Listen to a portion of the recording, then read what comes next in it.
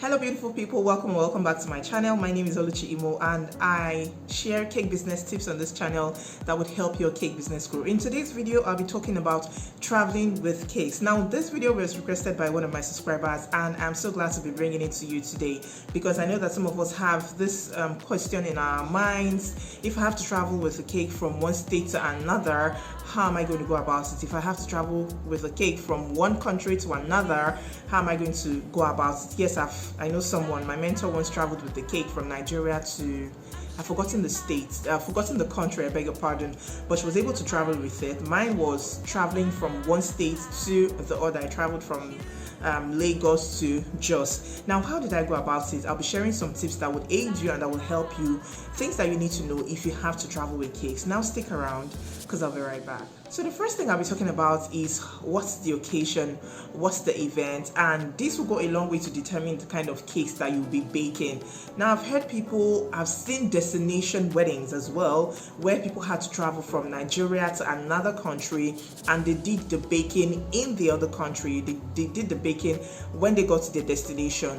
So what is it for you? Are you going to be baking when you get to your destination? I know we're thinking about traveling with cakes, but I just thought to add this, include this aspect as well. If you're going for things like destination weddings, are you going to be baking and taking along with you? Are you going to have a host get somewhere for you, organize the kitchen for you, something or somewhere where you can bake? I know of someone that traveled and had bakers to assist her with the baking when she arrived at her destination. So this is very important for you to consider. Now, if you're traveling with your cakes, you want to put into consideration what type of cake you're making. Of course, if it's a wedding, to be on the safe side, except you do preservatives, to be on the safe side, I would advise that you do rich fruit cake so that you have nothing to worry about. And then if you're doing fruit cakes, don't just say, oh, I'm doing fruit cakes, there's nothing to worry about. Oh, there are things you should worry about, in quotes. Things like breaking it right and then preserving it right. I shared these tips not too long ago in a video that I will attach or put in the description, or I'll include the link up above. Things that you should know when you're baking your fruit cake. So bake it right, bake at the right temperature, have the right recipe so that nothing will go wrong. Preserve it, do the right thing you're supposed to do when it's out of the oven. Allow it cool the way it should before you wrap and preserve it. So fruit cake, I would recommend personally that it is the best for you to do in this type of situations, except of course, like I said, you do preservatives and your cake can last for a week or thereabouts. So now that this is settled with the type of cakes you're baking, we'll be going into other things like the number of layers, what's the height of the cake you'll be working with. So when I travel to Jos, I'm going to be sharing bits and pieces of my experience, or I might just say it the way it is. So I traveled to Jos for a friend's wedding and I had to fly with the cakes. I had to fly from Lagos to Jos with the cake. So now what I did in my cake, what I did in my case was to know what exactly I was going to be baking. Okay, it was a wedding cake, so I knew the number of tiers based on my agreement and discussion with my clients, and of course the amount paid and everything involved. I knew that I was going to be making a 4-tiered cake. So what did I do? After racking my brain, I also remember reaching out to my mentor to know how she was able to travel with her cake. So at the end of the day, what I did was my husband also helps me. My husband really helps me with my business. Shout out to you, babe. So I think was the one that helped me with coming up with this idea. So we built boxes, wooden boxes that I still have in my house. I think this was like 6 years ago, there about 2016 or so, 2016 or 2017, and I still have those boxes here in my house. They're somewhere safe somewhere. So what I did was to know the number of tiers I was baking. It was going to be a 4-tiered cake.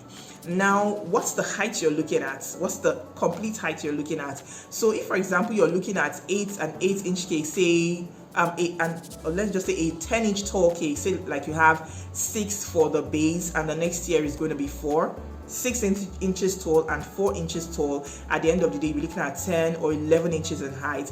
I made a box. We made wooden boxes. These were wooden boxes that were as tall as the cakes, and they will have like an inch spacing above, and then by the sides, I think the sides where I worked with boards that would fit into it. So let me try to explain very well.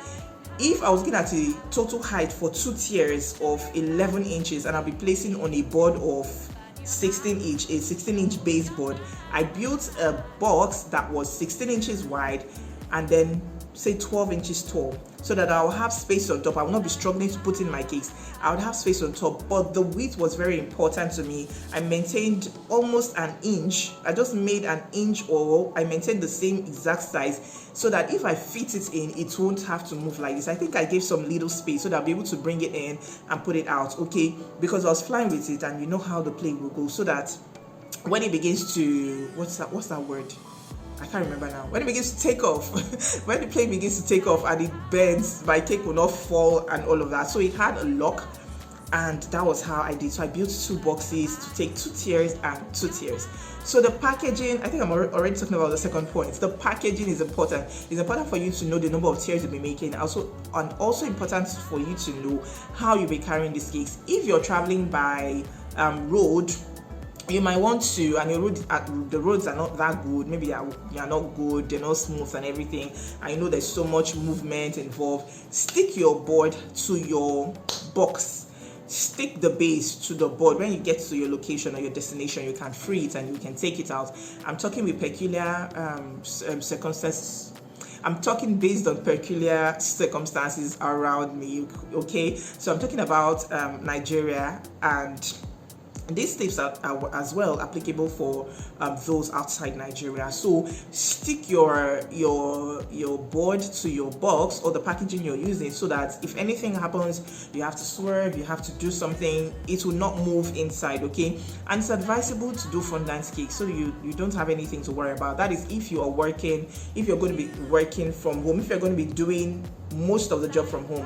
In my case, I baked the cakes in Lagos, I decorated here in Lagos, Nigeria, I decorated here, I baked and I covered in fondant. I covered all the 4 tiers and then stacked them 2 by 2. I don't have pictures. If I had known, I would have taken pictures. I have a picture of the cake which I'll insert somewhere, but the packaging was what I did not picture. I also had sugar flowers to travel with, so I put them in the box, a styrofoam.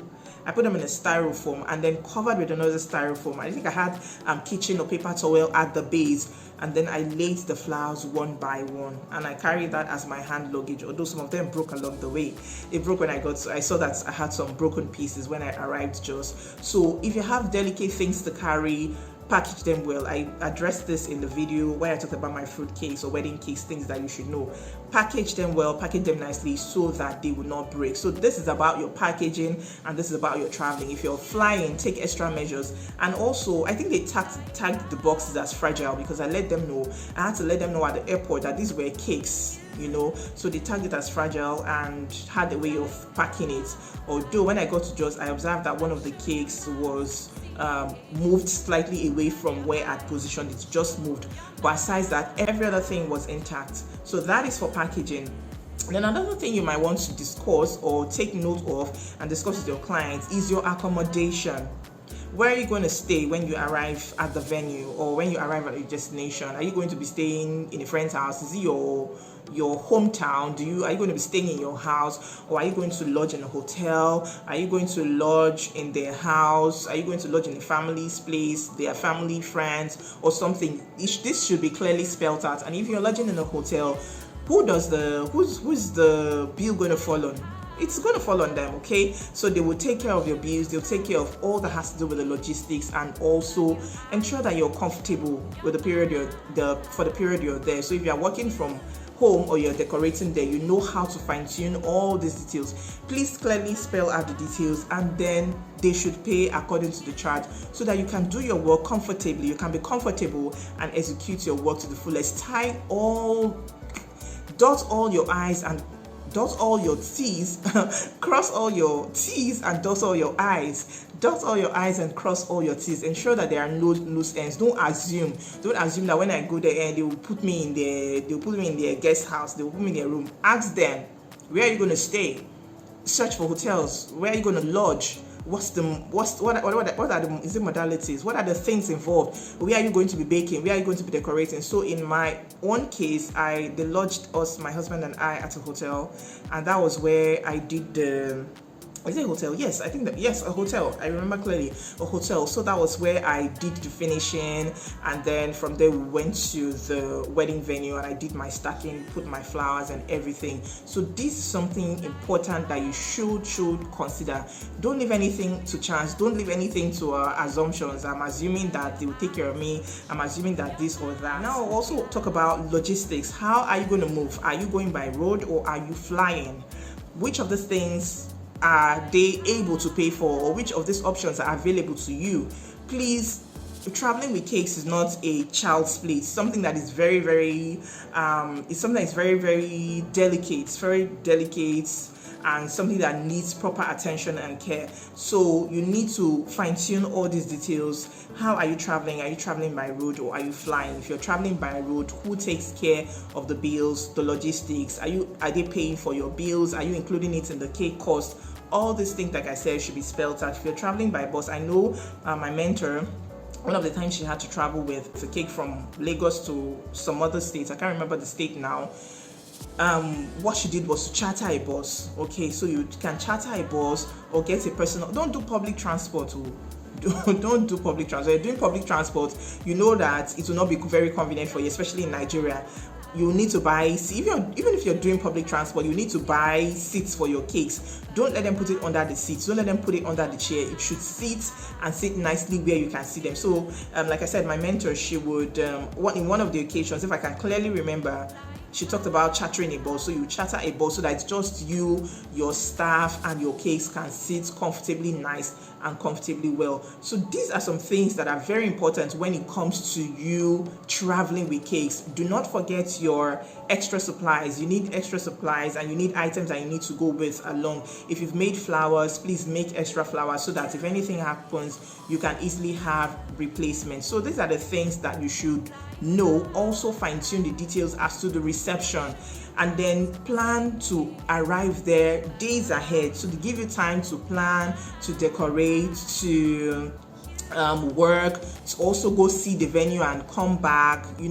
Get someone. They should give you someone like a PA or someone that would be in charge, or the person, the contact person for the event, someone that would be able to provide resources for you, that'll be able to help you out if you have any challenge or if you have any questions, or if you have to go anywhere. Let there be somebody attached to you. So destination weddings, whether locally, whether internationally, are not things that you should toy about or not things that you should joke about, but they are things that can be, it's possible, but every fine line needs to be taken care of. Do not leave anything to chance. Do not assume that when I arrive there'll be somebody waiting at the airport to take me to my hotel where I'll be lodging or anything. Don't assume. Everything should be nicely and finely spelled. I believe that this video has been of great help to you, and it will help you when you are traveling, or if you have course to travel with cakes, be it for a family member or for a client. Okay, have a contract. Let everything spelled out. Let them sign. Let them make payments before you even move. Let things be done neatly, nicely, so that there will be no stories that touch, there'll be no burnt fingers in the end. Okay, please don't forget to like this video if it has been helpful to you. Let me know the highlights of this video for you. What was your most important point? What was the takeaway? And if you're yet to subscribe to my channel, if you're yet to join this family, please join the family. Thank you so much for 4,000 subscribers. I am so happy and I am so delighted. Thank you for making this happen for me. We are moving ahead, straight ahead. We move, like we say in Nigeria, we move. So we are moving. Invite your friends, share these videos, my videos, with those in your caking communities, in your groups. Okay, until I see you in the next video, stay happy, stay safe, and stay blessed.